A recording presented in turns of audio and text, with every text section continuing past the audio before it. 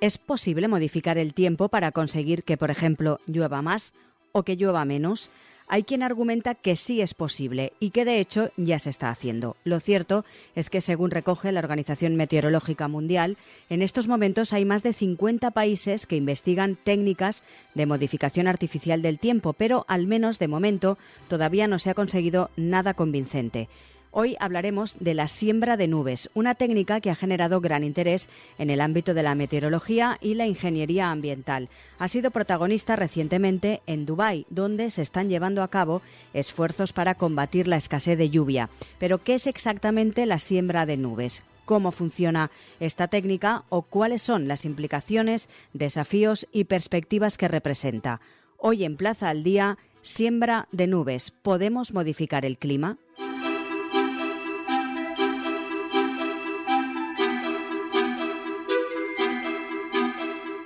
Saludamos a José Miguel Viñas, es meteorólogo de Meteorred y además divulgador de las ciencias atmosféricas. Señor Viñas, muy buenas. Hola, encantado de participar. Vamos a comenzar por la pregunta más básica. ¿Qué es exactamente la siembra de nubes? La siembra de nubes, que podemos pensar que es algo que se ha inventado hace poco, o se ha desarrollado hace poco, es algo que ya se empezó a desarrollar al final de la Segunda Guerra Mundial en Estados Unidos. Básicamente consiste en una técnica que introduce unas determinadas partículas o elementos, en particular unas sales, en el interior de las nubes, y lo que hacen es estimular el proceso de precipitación. La sal más común que se utiliza es el yoduro de plata, que seguramente que este nombre le sonará a alguno de nuestros oyentes. El yoduro de plata tiene una particularidad, y es que su estructura cristalina es muy parecida a la del hielo, y de alguna forma, al introducirlo dentro de una nube que potencialmente puede dar lugar a lluvias, el vapor de agua que tiende a agruparse sobre esos núcleos de condensación, el hielo en este caso, también lo hace sobre el yoduro de plata, de manera que se potencia la formación de más gotitas que finalmente pueden dar lugar a gotas ya de lluvia. ¿Y podría explicarnos exactamente cómo funciona ese proceso de siembra de nubes? Sí, quizás para entenderlo tenemos que entender cómo se forma la lluvia en una nube, por ejemplo. En el aire hay partículas, son invisibles, de distintos tipos, y muchas de ellas tienen esa capacidad higroscópica que se llama de atrapar vapor de agua. De manera que cuando ya se forma una nube, pues ahí dentro hay vapor de agua que potencialmente puede formar gotitas. Si introducimos con esa siembra el yoduro de plata en determinada cantidad, pues en torno a esos núcleos de yoduro de plata se van formando embriones de hielo o de agua líquida, y finalmente tienen lugar los procesos de crecimiento y dan lugar pues a un granizo que puede llegar a tener un cierto tamaño, o a una gota de lluvia. Cuando ya son muy grandes, precipitan y se produce la precipitación. Quizás alguien que nos esté escuchando en estos momentos piense, ¿por qué están hablando de la siembra de nubes, ¿no? Vamos a poner un poco en situación por qué estamos hablando de esta cuestión. Y es que en la ciudad desértica de Dubái, en menos de 24 horas, la semana pasada, cayó una lluvia torrencial, hasta 254 litros por metro cuadrado. Se convirtió la ciudad en un inmenso charco debido a esas intensas lluvias que, como decimos, cayeron la semana pasada en Emiratos Árabes, según el Centro de Meteorología Nacional, una cifra récord. Y además, algunos apuntan a que el motivo de estas lluvias tan intensas podría estar en la sonada técnica de la siembra de nubes de la que estamos hablando hoy. Otros muchos, sin embargo, atribuyen estas impresionantes tormentas al cambio climático. Señor Viñas, ¿cuál es su opinión al respecto? Sí, aquí se han cruzado informaciones diversas y al final pues han salido ese tipo de informaciones. Está claro que en Dubái realizan de vez en cuando siembras de nubes porque tienen un proyecto muy potente en el que han invertido mucho dinero, y es uno de los países del mundo, junto a China, en los que más se está invirtiendo en desarrollar esas técnicas. Pero por otro lado, cuando vemos un poco lo que ocurrió allí, esas imágenes tan impactantes de la ciudad inundada y el sistema tormentoso que dio lugar a esas lluvias, entendemos que fueron unas lluvias o un episodio de lluvias que abarcó una superficie muchísimo mayor que la de Dubái, y que además no fue una cosa puntual, aunque cayeron en esas 24 horas los 200 y pico litros, sino que durante varios días por la zona pues ya se produjeron también lluvias muy intensas.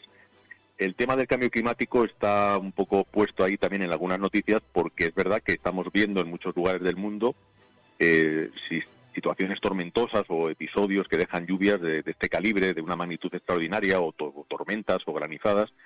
Y bueno, pues parece que sí, que hay una cierta relación con el calentamiento global. Y esta relación viene de la mano de la superficie de los océanos. Estamos viendo ya desde hace unos cuantos años, pero particularmente desde el año pasado, que la superficie oceánica por muchas regiones del mundo está con una temperatura muy por encima de lo que sería normal.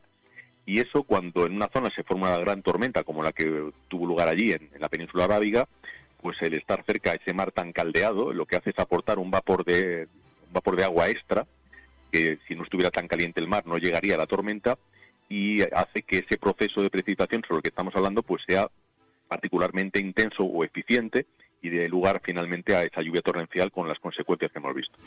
¿Cuáles cree, según su opinión, que serían, por ejemplo, los desafíos o las principales preocupaciones que irían asociadas con esa siembra de nubes si se llevara a cabo? Bien, hay que pensar que a día de hoy las técnicas que se usan o se aplican tienen un carácter experimental, y además la escala de aplicación es local, es pequeña. Por eso no se puede justificar que esas lluvias que hemos visto pues estaban asociadas a las técnicas que han podido usar en Dubái o en otras zonas de por allí. De manera que, bueno, quizá el reto es mejorar esas técnicas y ver hasta qué punto podemos tener un control sobre realmente la producción de lluvia cuando hay una nube que puede potencialmente dar lugar a esa lluvia.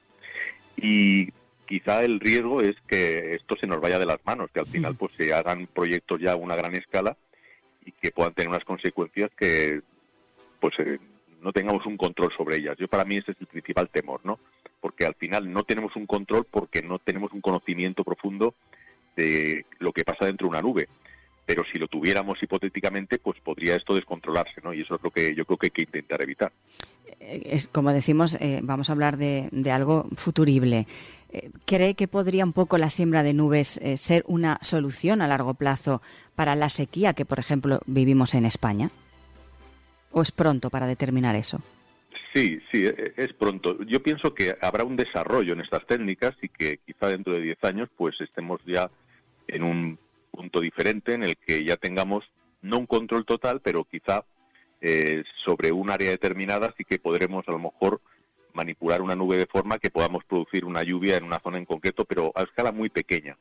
Pero pensar que en un país como por ejemplo puede ser el nuestro, que de vez en cuando tenemos sequías, lo estamos viendo ahora en el Mediterráneo, Cataluña, zonas del sureste, esas sequías que incluso pueden estar potenciadas por el propio cambio climático, porque está favoreciendo que sean más persistentes en algunas regiones de la Tierra, pues eso viene dictado por la dinámica atmosférica, y un control local, aunque se tuviera, de la lluvia, pues no va a evitar que pueda producirse un periodo prolongado en la que apenas haya las mínimas nubes necesarias para que pudiera sembrarse el yoduro de plata y provocar lluvia. Por lo tanto, yo eso así a día de hoy no lo veo.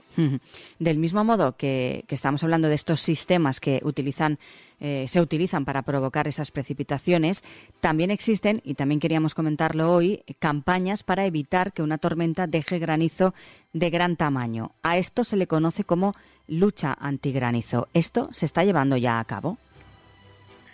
Sí, lo mismo que la siembra de nubes. De hecho es un caso particular de siembra de nubes, pues también estas técnicas llevan muchos años aplicándose, no son muy eficaces, y por eso pues siguen haciendo un poco a ciegas a veces, sin obtener el resultado esperado. Y bueno, pues son de diferente tipo. Hay incluso una técnica muy parecida, que sería inyectar el yoduro de plata, pero en unas cantidades mayores, para que al final tengas dentro de la nube una cantidad muy grande de núcleos de condensación. Y en el caso particular de una nube de tormenta, que el peligro es que caiga un granizo grande, lo que provoca el yoduro de plata, teóricamente, es que se formen más granizos, pero de menor tamaño, de manera que al final, aunque esa tormenta deje una granizada, esa granizada no sea peligrosa, no cause daños en los cultivos, por ejemplo. Hay otras técnicas también que lo que hacen es lanzar con un cohete y provocar una perturbación, una explosión a cierta altura, a la altura de la nube, que hace o provoca una vibración dentro de ella y que se rompe de alguna manera el proceso de crecimiento de los granizos y evita que sean grandes. Pero son técnicas que tienen muchas limitaciones y volvemos un poco al tema de la falta de control. Es decir, tú puedes tener una tormenta que ves que se está formando, lanzar hielo duro con ayuda de una avioneta o un cohete, y luego al final pues no ver el resultado esperado, y eso ocurre muchas veces, ¿no? Pues que al final la tormenta deja granizo incluso mayor del esperado, o lo contrario, y tampoco tienes la seguridad de que ha sido justo la siembra lo que ha provocado lo que finalmente has observado.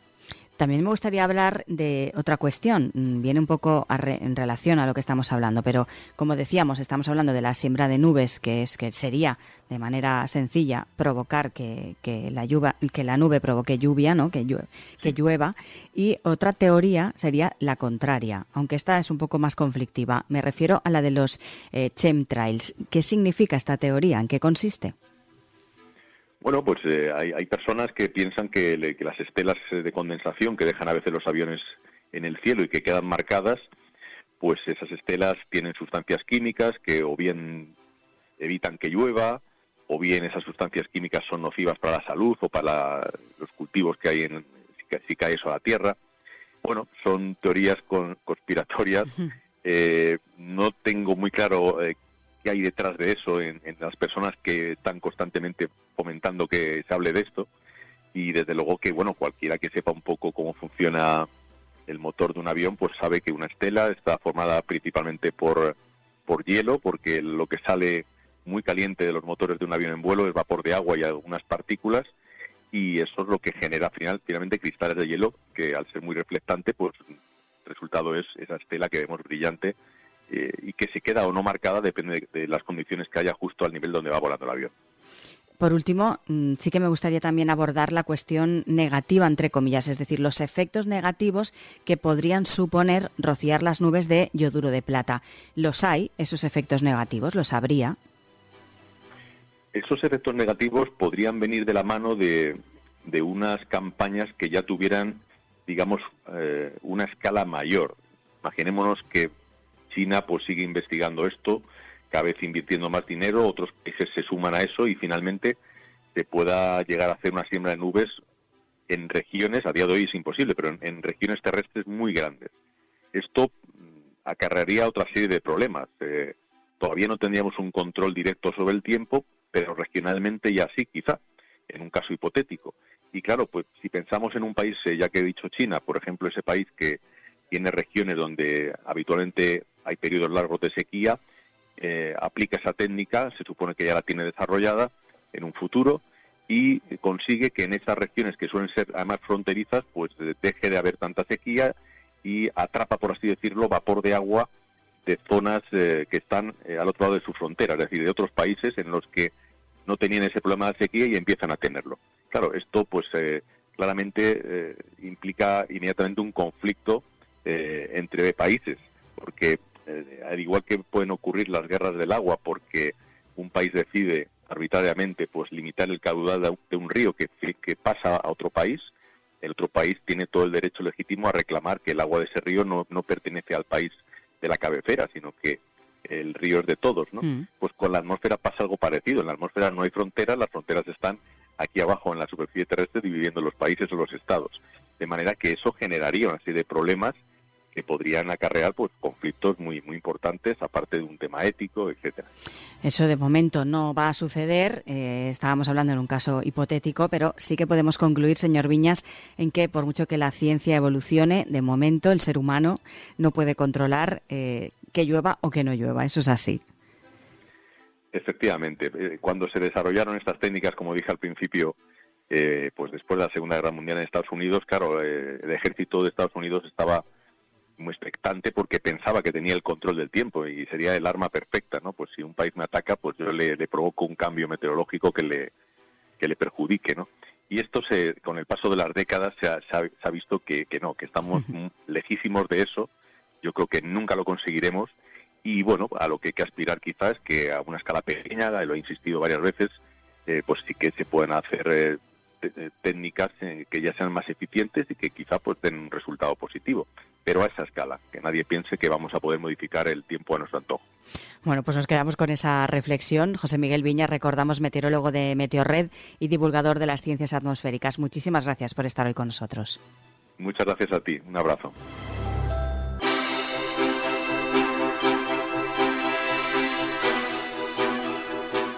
La siembra de nubes, como decía el meteorólogo Viñas, sigue siendo experimental y se utiliza, hacía hincapié en ello, a pequeña escala. El reto es mejorar estas técnicas y ver hasta qué punto podemos tener, dice, un control real sobre la producción de lluvia sin que se nos vaya de las manos. La siembra de nubes podría ser, dice, una solución a largo plazo para la sequía, pero actualmente también hace hincapié en que no tenemos un control total ni un conocimiento profundo de lo que pasa dentro de una nube. Es necesario, apunta, evitar que proyectos a gran escala puedan tener consecuencias no deseadas. Recuerden que pueden escuchar todos los contenidos de Plaza al Día en todas las cabeceras de Ediciones Plaza y, por supuesto, a través de todas las plataformas de podcast a las que pueden suscribirse y enviarnos sus comentarios. Además, el resto de contenidos de Plaza Podcast están disponibles en plazapodcast.es. Y por último, les animamos a seguirnos a través de las redes sociales.